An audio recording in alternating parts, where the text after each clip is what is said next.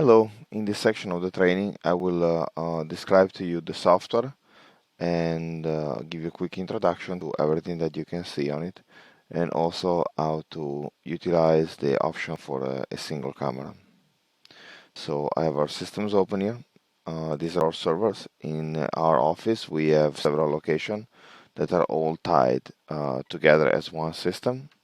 So I'm gonna go now Avenue M office, and through this panel right here, I can now select one of our location, and through our location, these are all our devices, and I will just select one outdoor camera, which is this one, and I now double click on it, and the picture shows up.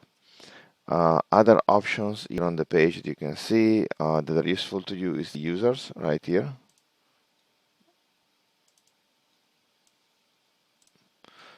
These allow us to, I'm gonna just move this a little bit, but this user page right here allows us to see all of the users that are connected to the system, and if we have the permission for it, it will also allow us to see what kind of resources these users get to utilize.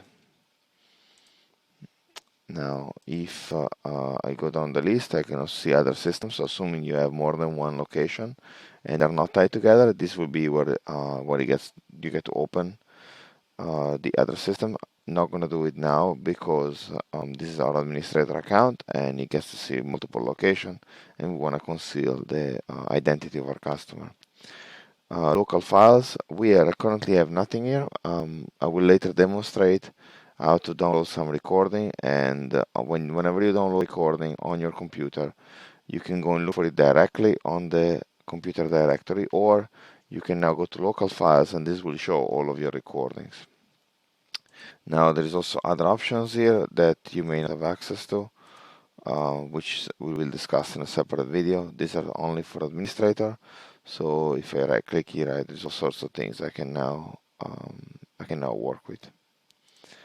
Now, as I said, we have selected the camera. So if I now over 1 second on the bottom, I'd like you to see this bar right here. We'll discuss it later. This is where you will go and select a different time. This camera is happen to be a demonstration camera, so it's not recording anything. So that's why you don't see anything.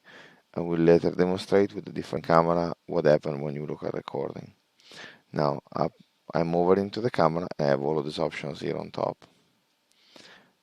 Starting from the first one, this is image enhancement.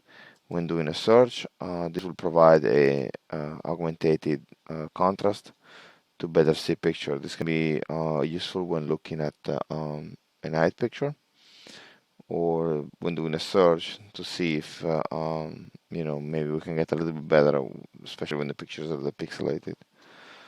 And that's all about it. The second icon is very important. I think it's a really useful tool.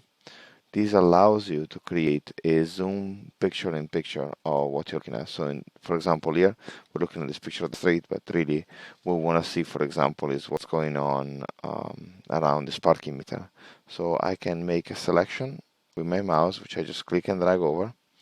And once I click, now whatever I selected becomes a separate window that I can now look. I can do this multiple times. So say I want to look at our smart car here. Say I want to look at this white car here.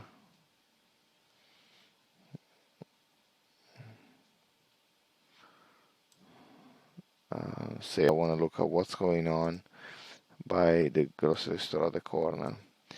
Now I can make myself, by moving things around, a view that sees all of these options all at once.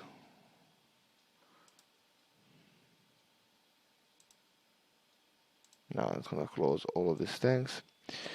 Following through, this is PTZ control. So we're talking now about PTZ control after clicking this button. So now you see that there is all these new things showing up on the screen, which we can use to zoom in, zoom out, move the camera one direction, or move the camera a different direction. Put it back on our preferred place. If you had the home position, say, double clicking will bring you back to that home position. And this is all about um, us moving the PTZ.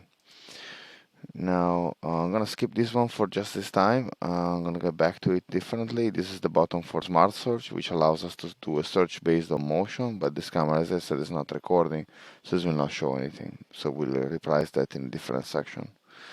This is used to have a snapshot of the current event, so I can click on it. And once I click, I'm presented an option to save this picture. So testing snapshot. I can save it in different format. I can put a timestamp somewhere or not have a timestamp at all. And I can select where to put it. So I'm just gonna save it. And once I save it, I can then go and pick it up. We'll review that later. This is used to rotate the picture. You only really want to do this for things like a hallway or in case you need a different orientation. The next option is information. This allows you to see what's going on in the picture. So this is the quality of the picture at the moment, and the frame per second, the string kind, and all those information. And then your X just closes out the picture. We'll talk about this panel on the side more when we discuss recording and the reviewing of the video, but that will be a different video.